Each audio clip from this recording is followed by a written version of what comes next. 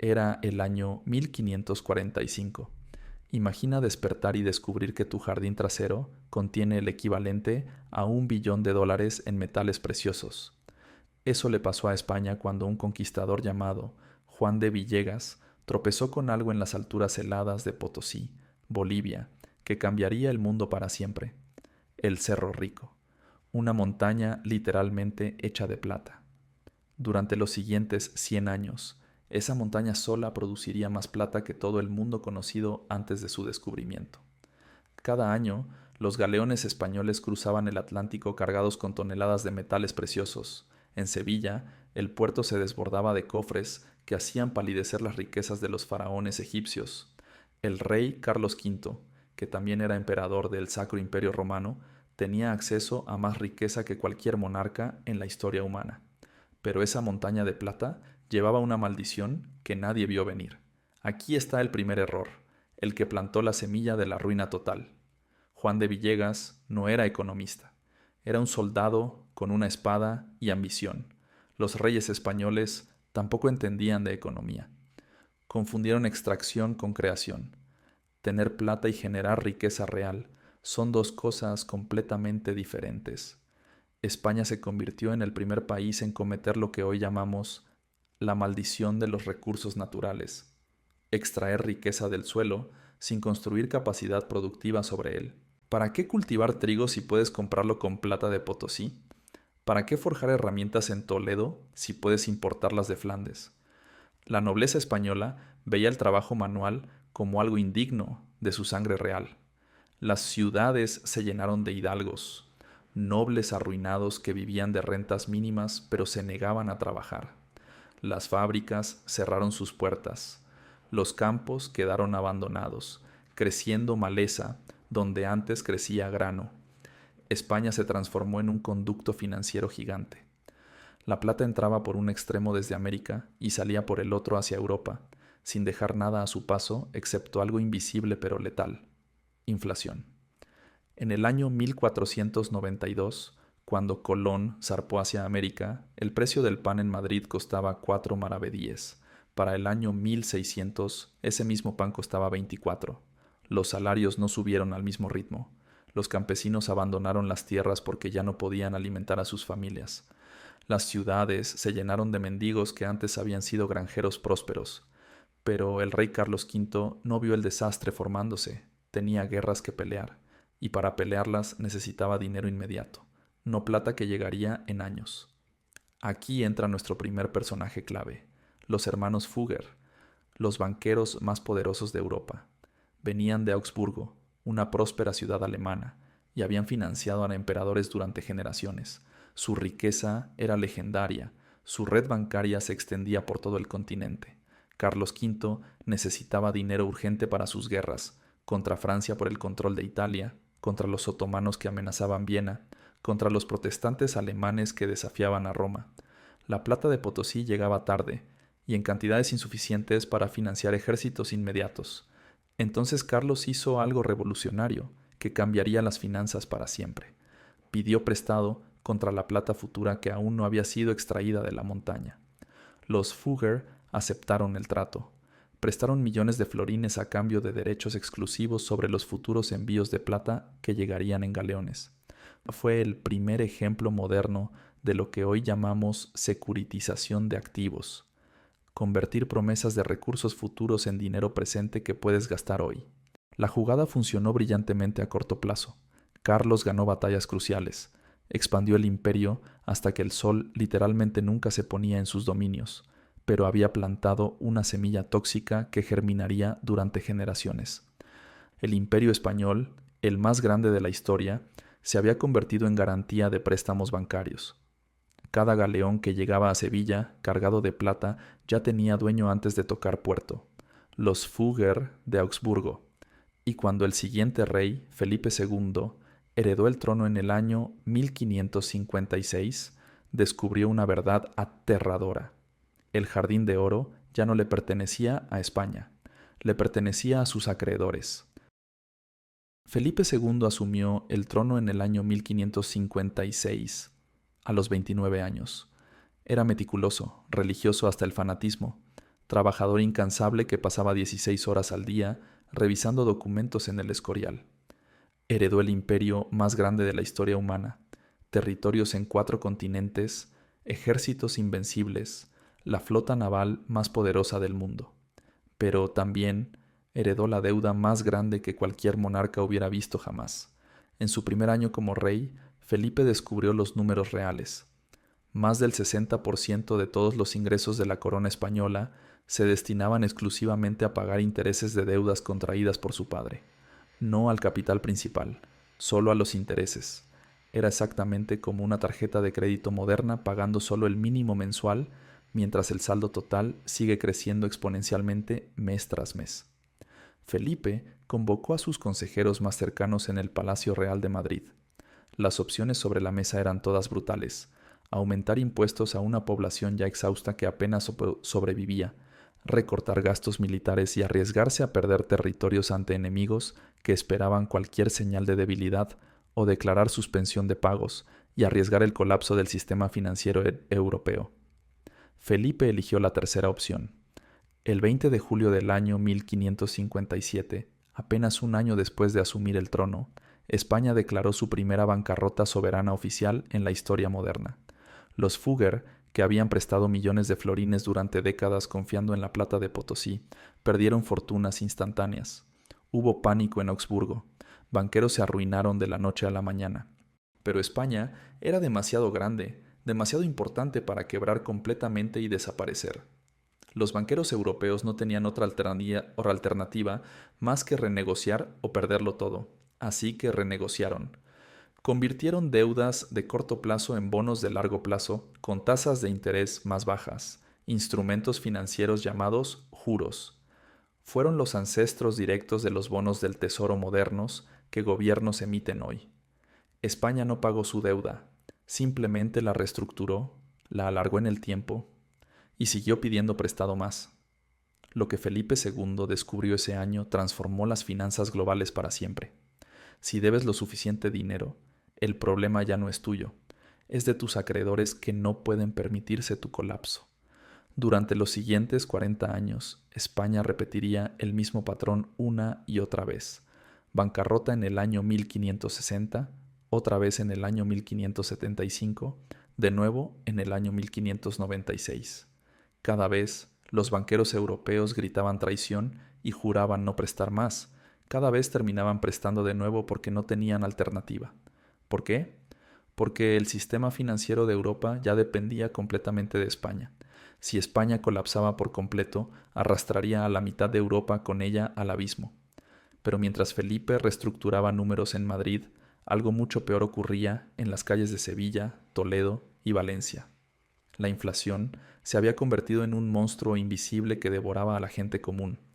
Entre el año 1500 y el año 1600, los precios en España se cuadruplicaron. El pan que costaba 2 maravedíes ahora costaba 8. Los salarios se estancaron completamente. Los campesinos huían de las tierras agrícolas porque cultivar ya no era rentable cuando el costo de la semilla subía más rápido que el precio de la cosecha. Las ciudades se llenaban cada día con más hambrientos que buscaban trabajo inexistente. La famosa plata de Potosí, esa bendición divina que iba a nacer a España eterna, se estaba convirtiendo en su maldición. Para el año 1600, el 70% de la plata que llegaba en galeones ni siquiera tocaba suelo español. Se desviaba directamente desde Sevilla a Génova, Ámsterdam y Amberes para pagar intereses acumulados de deudas antiguas. España se había convertido en una economía de puro tránsito, recursos que fluyen a través del país sin generar ningún valor interno real. Comerciantes genoveses controlaban las finanzas españolas. Artesanos flamencos producían todos los bienes que España consumía. El imperio más grande de la tierra era, en términos económicos reales, una colonia financiera de sus propios acreedores extranjeros. Pero la máquina de deuda parecía que podía seguir funcionando indefinidamente. Los galeones seguían llegando. La deuda se reestructuraba cada década. Las guerras continuaban, hasta que una guerra llegó que rompió la máquina para siempre. En el año 1618, algo comenzó en Bohemia que se convertiría en la pesadilla de Europa, la Guerra de los 30 años. Lo que empezó como un conflicto religioso local entre católicos y protestantes se transformó en la carnicería más grande que Europa había visto en siglos, y España, fiel a su papel autoasignado como defensora de la fe católica, se lanzó de lleno al infierno, primero Felipe III, luego su hijo Felipe IV. Comprometieron recursos masivos del imperio. Enviaron ejércitos a Alemania, a Flandes, al Mediterráneo. Los costos eran astronómicos y crecían cada mes. Para la década del año 1630, España gastaba más de 10 millones de ducados anuales solo en operaciones militares. Eso representaba el doble de todos los ingresos totales de la corona. ¿Cómo es posible gastar el doble de lo que ganas? La respuesta estaba en Génova. Un grupo selecto de banqueros genoveses habían desarrollado un sistema sofisticado de crédito internacional que parecía magia pura. Letras de cambio, redes complejas de corresponsales en cada ciudad importante, crédito estructurado contra plata futura. Era alquimia financiera, papel que se convertía mágicamente en soldados, en cañones, en municiones, en pan para ejércitos. Pero toda magia tiene un precio, y ese precio eran los intereses compuestos que crecían mes tras mes como un tumor. Para el año 1627, la situación se había vuelto completamente insostenible. Los galeones de plata llegaban a Sevilla y su contenido completo era reclamado inmediatamente por representantes de banqueros antes de que las cajas tocaran el muelle. No quedaba nada para pagar salarios de funcionarios reales, para mantener caminos en buen estado, para comprar grano cuando las cosechas fallaban. Aquí entra nuestro personaje más trágico, Gaspar de Guzmán, el conde duque de Olivares. Era el primer ministro del rey Felipe IV, su mano derecha, su mente estratégica. Olivares era brillante, trabajador obsesivo, patriota hasta el dolor, y entendía perfectamente la matemática del desastre que se avecinaba. Olivares intentó desesperadamente reformar el sistema antes de que colapsara. Propuso algo impensable: gravar a la nobleza, una clase que nunca había pagado impuestos en la historia de España. Fue rechazado instantáneamente. Propuso aumentar impuestos en Castilla, pero ya estaban al límite máximo de lo que la población podía soportar sin rebelarse. Propuso que otras regiones del imperio, como Cataluña y Portugal, contribuyeran más proporcionalmente a la defensa común. Eso provocó lo contrario de lo que buscaba: rebeliones abiertas. En el año 1640, Cataluña estalló en revuelta abierta. Los campesinos catalanes, hartos de impuestos crecientes para pagar guerras que no eran suyas, se levantaron en armas. Ese mismo año, Portugal declaró su independencia después de 60 años de unión con España. Los Países Bajos, que habían estado luchando por su libertad durante 80 años, finalmente la lograron. En una sola década devastadora, España perdió aproximadamente un tercio de su territorio europeo. Olivares trabajaba 18 horas al día intentando salvar el imperio. Escribía cartas, diseñaba estrategias, negociaba con banqueros, pero la matemática era implacable. En el año 1643, Felipe IV lo despidió bajo presión de la nobleza, que lo odiaba por sus intentos de reforma. Olivares murió 2 años después, en el año 1645, solo, enfermo y quebrado emocionalmente. Su último deseo fue ser enterrado sin ninguna ceremonia. El hombre que intentó salvar España murió creyendo que había fracasado completamente, pero la herida mortal del imperio no fue militar, fue financiera. En el año 1647, España declaró otra bancarrota masiva, la más grande hasta ese momento en su historia. Esta vez, los banqueros genoveses, que habían financiado el imperio durante más de un siglo, dijeron basta. Retiraron completamente su apoyo. El sistema de crédito internacional que había sostenido al imperio español se evaporó en meses. Sin crédito, no había dinero para pagar ejércitos. Sin ejércitos pagados, no había manera de defender el imperio. España firmó la Paz de Westfalia en el año 1648, reconociendo oficialmente la independencia de los Países Bajos después de 80 años de guerra. Fue el fin simbólico de la hegemonía española en Europa. La plata seguía llegando de América, pero ya en cantidades cada vez menores porque las minas de Potosí se estaban agotando después de un siglo de explotación. Y lo que quedaba apenas alcanzaba para mantener las luces encendidas en Madrid. La máquina de deuda, que había parecido indestructible durante 100 años, se había roto. Pero el verdadero colapso, el que sellaría el destino de España para siempre, aún estaba por venir, y llegaría en la forma del emperador más trágico de la historia española, el hechizado y la plata, que ya no valía nada. En el año 1666 nació Carlos II. Era el último Habsburgo español, producto final de generaciones de matrimonios consanguíneos entre primos hermanos que habían destruido genéticamente a la dinastía. Subió al trono cuando tenía apenas 4 años de edad. Carlos no era solo enfermizo, era el símbolo viviente de un imperio que se derrumbaba desde adentro. No caminó hasta los 4 años, no habló claramente hasta los 7, sufría convulsiones constantes. Su lengua era tan grande que apenas podía comer sin ahogarse. Su mandíbula inferior sobresalía tanto que no podía masticar comida sólida. Los médicos reales documentaron cada síntoma, cada crisis, cada momento de sufrimiento en reportes que hoy podemos leer. La corte lo apodó el hechizado, porque creían que su condición era producto de brujería, no de genética. Llamaron exorcistas, realizaron rituales, buscaron brujas que lo hubieran maldecido. Nunca entendieron que la verdadera maldición era la arrogancia de generaciones de reyes que se casaron entre ellos para mantener la pureza de sangre Habsburgo. Durante su reinado de 35 años agónicos, Carlos no gobernó realmente. No podía. Sus validos, los nobles que lo rodeaban, tomaban las decisiones mientras él sufría en silencio. Pero la decadencia del emperador era solo el reflejo de una decadencia económica mucho más profunda que nadie sabía cómo detener. En el año 1680, el gobierno español tomó la decisión que selló su destino económico para siempre: una devaluación monetaria masiva del 50%. Las monedas de plata que circulaban por España fueron recogidas, recortadas físicamente, para reducir su contenido de metal, pero luego reacuñadas manteniendo el mismo valor nominal impreso. Era pura alquimia inversa, convertir plata en papel con promesas. Fue la confesión final y pública de que el emperador estaba completamente desnudo. La famosa plata de Potosí, que había construido el imperio más grande de la tierra, ahora no valía ni el metal del que estaba hecha. Los comerciantes dejaron de aceptar moneda española inmediatamente. ¿Por qué iban a aceptar dinero que el propio gobierno admitía valer la mitad de lo que decía valer? El comercio se paralizó en días. La gente volvió al trueque en las calles de Madrid y Sevilla, gallinas por pan, herramientas por ropa, como si estuvieran de vuelta en la Edad Media. En una sola generación, España había pasado de ser el banco del mundo a ser un paria financiero donde nadie confiaba en su dinero. Carlos II intentó casarse 2 veces buscando desesperadamente producir un heredero. Fracasó. Los médicos reales determinaron que era estéril. La línea Habsburgo española moriría con él. Y lo sabía.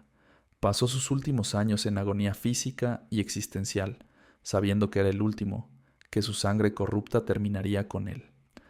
Cuando Carlos II finalmente murió, sin herederos en el año 1700, toda Europa explotó en la Guerra de Sucesión Española. Las potencias europeas se repartieron los restos del otrora gran imperio como buitres. España dejó de ser un jugador en el tablero internacional. Se convirtió en un campo de batalla donde otros decidían su futuro. La transformación estaba completa. De imperio global, donde el sol nunca se ponía a potencia regional de segunda categoría en menos de 150 años. Y todo por un error fundamental: confundir tener plata con crear riqueza real.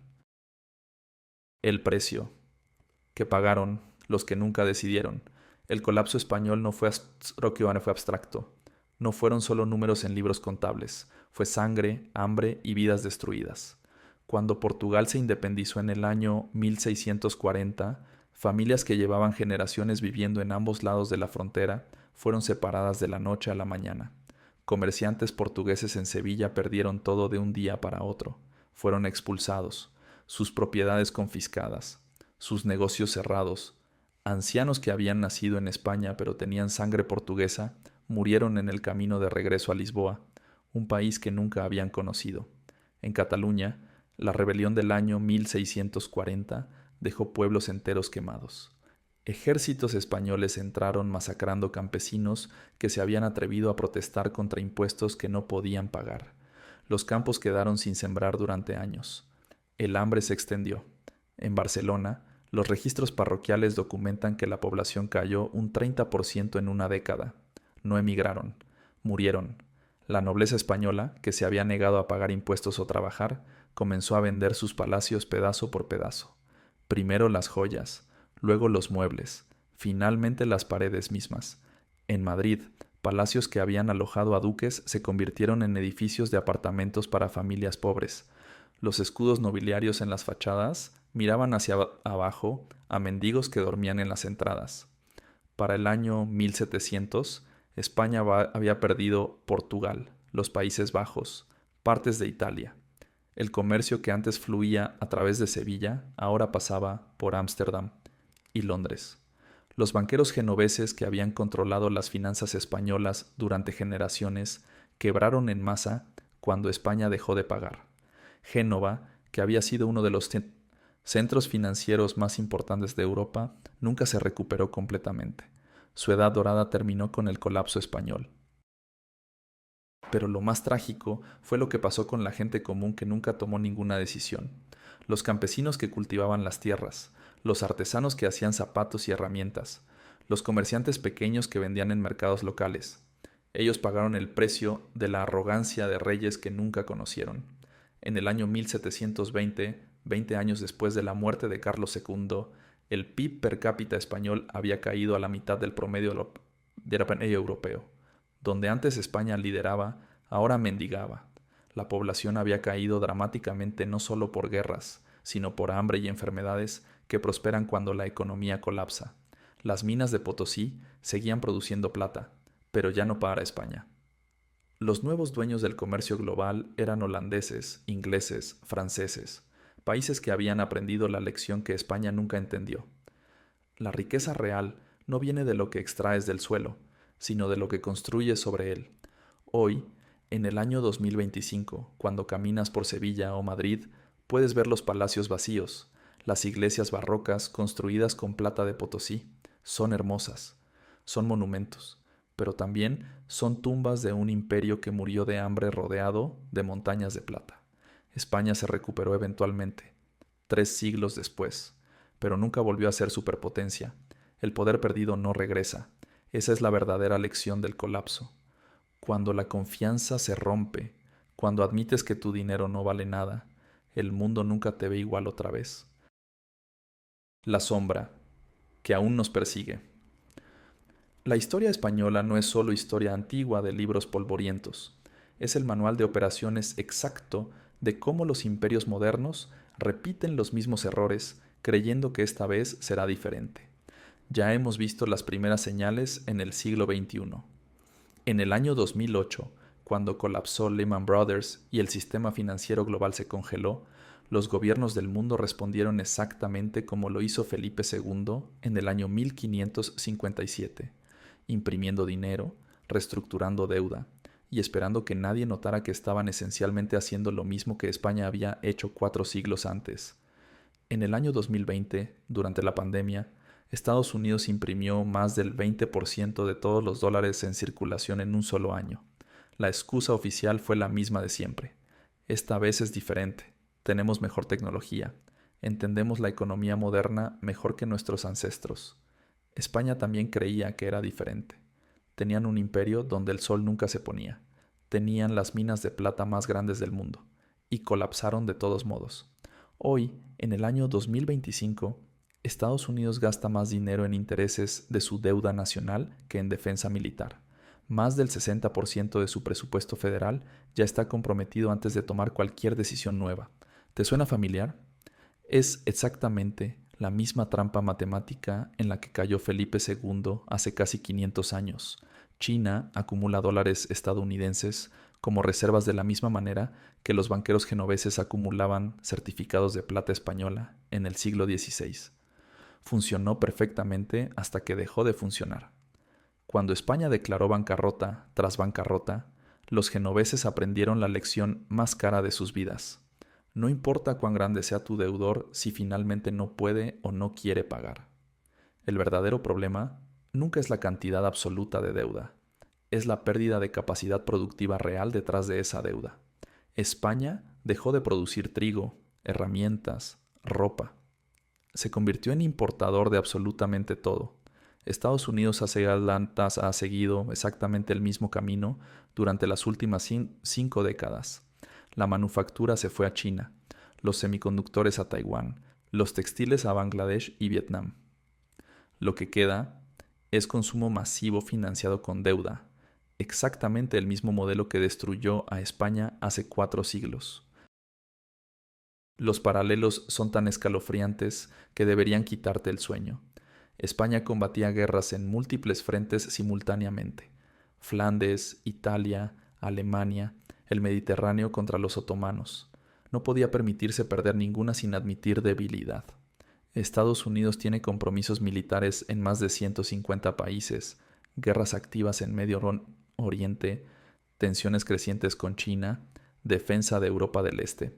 El costo es completamente insostenible en el largo plazo, pero la máquina sigue funcionando, por ahora, porque mientras haya confianza global en el dólar como moneda de reserva mundial, Estados Unidos puede seguir jugando el mismo juego que España jugó durante 100 años, pedir prestado contra el futuro, reestructurar cuando sea absolutamente necesario y confiar en que los acreedores no tienen alternativa real más que seguir prestando porque el sistema completo colapsa si dejan de hacerlo.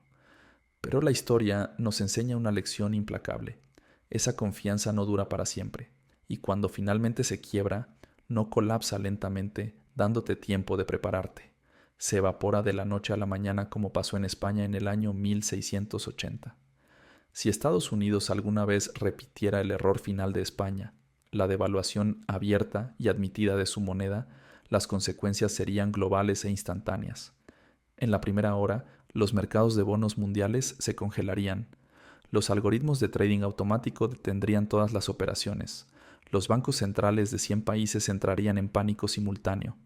En la primera semana, el precio del petróleo, que se comercia en dólares, se dispararía porque los países exportadores exigirían pago en oro, en yuanes chinos, en cualquier cosa excepto dólares devaluados.